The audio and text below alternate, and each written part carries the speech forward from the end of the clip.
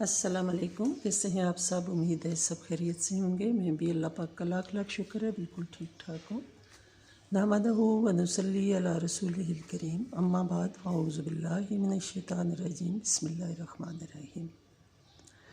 अकीक़ा के सिलसिले में आज मेरी आलमोस्ट तीसरी वीडियो है। तीसरी है या चौथी है? तीसरी है मेरे ख्याल में। तो अकीक़ा इस्लाम में जो भी चीज़ है ना, उसको बड़ा थॉरोली बयान किया गया है और हमारे पास टाइम कम होता है। वीडियो को बनाने में हमें टाइम लिमिट्स का ख्याल रखना पड़ता है, जिसकी वजह से ना चाहते हुए भी वीडियो 1-2 मिनट लंबी हो जाती है और लोग देखते नहीं हैं। ये जी मैं निकली हूँ घर से और आज करनी है ट्रैवलिंग और जाना है कहीं।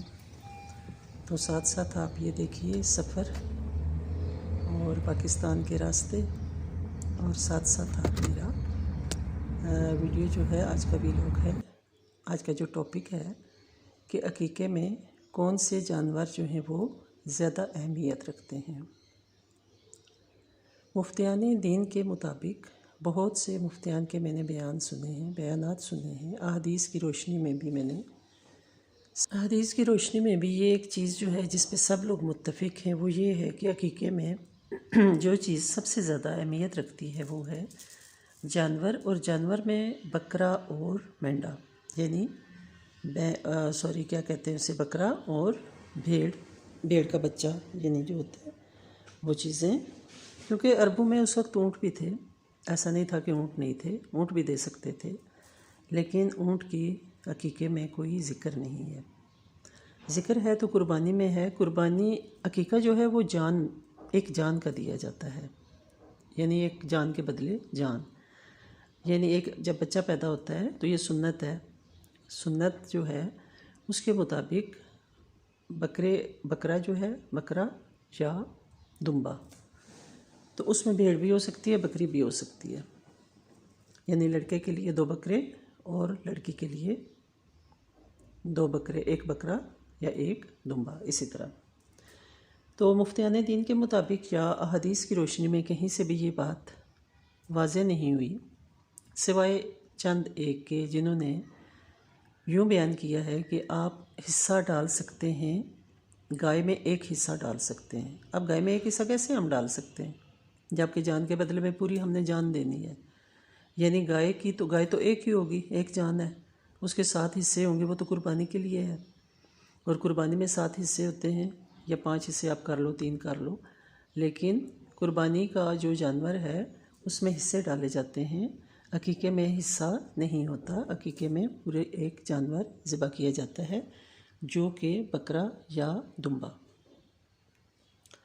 अब बहुत से जो आलम दीन हैं, बहुत से मुफ्तियान हैं, बहुत से कातबीन हैं, सबके मैंने बयानात सुने। मैं तो इस सिलसिले में बहुत ज़्यादा अमीक उसको छानबीन करने के बाद जो बात होती है उसको मैं वाज़ेह बयान करती हूँ कि इस तरह ये हुआ है। क्योंकि आप अगर आधी बात बयान करोगे तो वो फिर लोगों के जहनों में अबहम रह जाता है। ये होता है कि इसमें क्या है। और दूसरी बात ये है कि जब आप अकीक़ा करते हैं तो अकीक़े के जानवर पर ये दुआ पड़ी जाती है, जो कि मेरा थंबनेल है, आपने देख लिया होगा।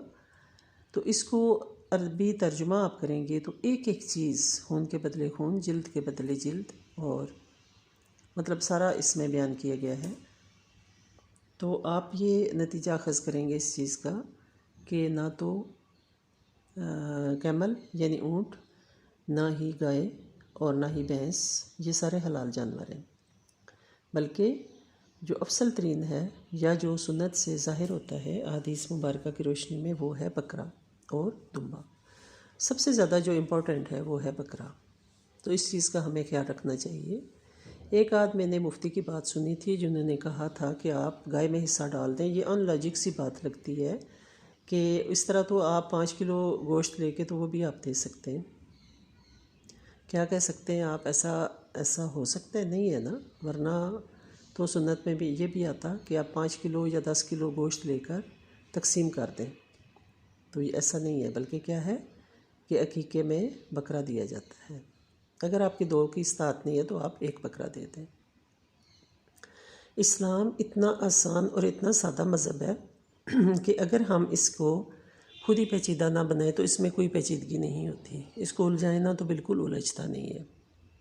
تو بہت ہی آسان اور بہت سے سادہ سے مذہب کو ہمیں پیچیدہ نہیں بنانا چاہیے اور نہ ہی اس کو الجھانا چاہیے، بلکہ جتنی آسانی سے ہو سکے بہت سی احادیث سنیں، بہت سے علماء کے بیانات سنیں، بہت سے مفتیان کی ان کی آپ بیانات سنیں، تو اس کے بعد جو آپ آسان ترین جو طریقہ ہوتا ہے نا آپ وہ بیان کریں یا وہ آپ لوگوں کے ساتھ شیئر کریں۔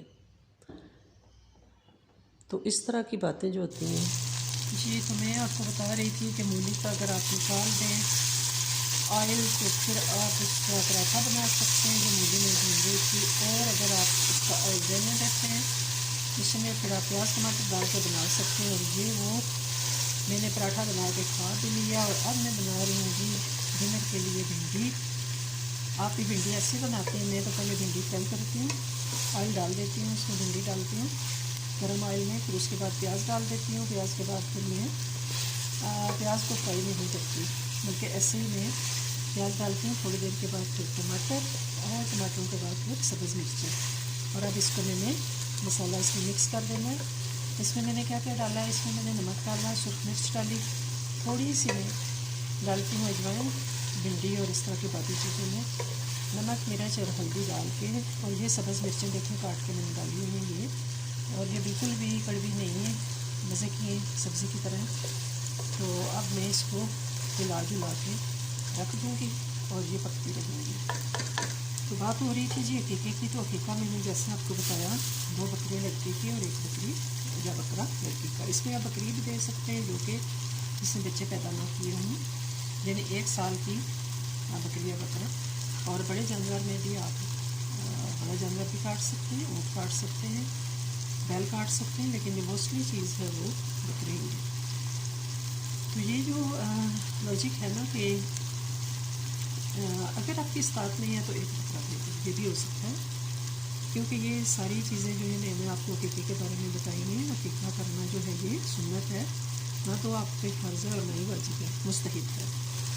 اور 7 دن کے بعد اگر آپ عقیقہ کرتے ہیں تو مستحب ہے، یہ بہت اچھا ہے۔ اور اگر آپ پھر 7 دن کے بعد 21 دن کو کرتے ہیں تب بھی بہت اچھا ہے، یعنی اس سے تھوڑا جیسے ہم کہتے ہیں نا بہترین، بہتر، دا بیسٹ، پھر اس کو بیٹر کہتے ہیں اور پھر گڈ کہتے ہیں۔ تو اس طرح اگر آپ 7ویں دن کرتے ہیں تو دا بیٹر، اور اگر 21ویں دن کرتے ہیں دا بیسٹ ہوگا 7ویں دن، 21ویں دن اگر کرتے ہیں تو بیٹر ہوگا، اور اگر پھر اس کے بعد آپ سال بعد کرتے ہیں تو وہ گڈ ہوگا۔ سال بعد جو علماء ہے وہ یہ کہتے ہیں کہ سال بعد آپ اس طرح کریں کہ وہ ڈیٹ آپ کو یاد ہی ہوگی جس دن بچہ پیدا ہوا ہے، تو اس سے 1 دن پہلے آپ عقیقہ رکھ لیں، تو یہ پھر سال بعد بھی وہ 7 دن بن جاتے ہیں۔ خیر، لیکن عقیقہ کرنا ضرور چاہیے، بچوں سے ان کے سر سے بلائیں دور ہو جاتی ہیں، ان کی صحت اچھی ہوتی ہے، اور بہت ہی ثواب کا کام ہے۔ سنت کو پورا کرنا آپ کو پتہ ہی ہے کہ مستحب ہے اور ثواب ہوتا ہے، گناہ نہیں ہوتا۔